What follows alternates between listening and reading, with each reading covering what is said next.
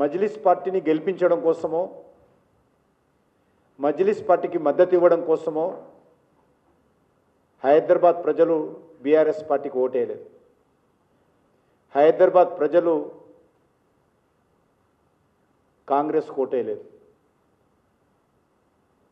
ఇదే పాతపట్నంలో మజ్లిస్ పార్టీ వరుసగా గెలుస్తున్నటువంటి శాసనసభ నియోజకవర్గాల్లో కానీ లేక హైదరాబాద్ పార్లమెంట్ కాన్స్టిట్యున్సీలో కానీ మున్సిపల్ కార్పొరేషన్ ఎక్కడైతే మజ్లిస్ పార్టీ గెలుస్తుందో అక్కడ కానీ ఖచ్చితంగా బీఆర్ఎస్ పార్టీ కాంగ్రెస్ పార్టీ రెండు కూడా పోటీ చేసి మజ్లిస్ వ్యతిరేక ఓట్లు చీల్చి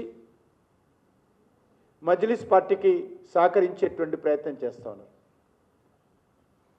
అక్కడ బీజేపీని ఓడించడం కోసమో ఆ ఎలక్షన్స్లో పోటీ చేస్తారు రెండు పార్టీలు.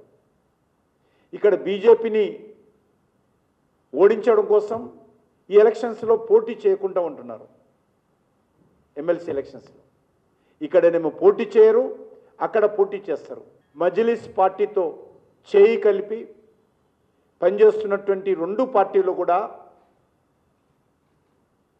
మరి సెక్యులర్ పార్టీలు ఏ రకంగా అయితే చెప్పాల్సినటువంటి అవసరం ఉంది.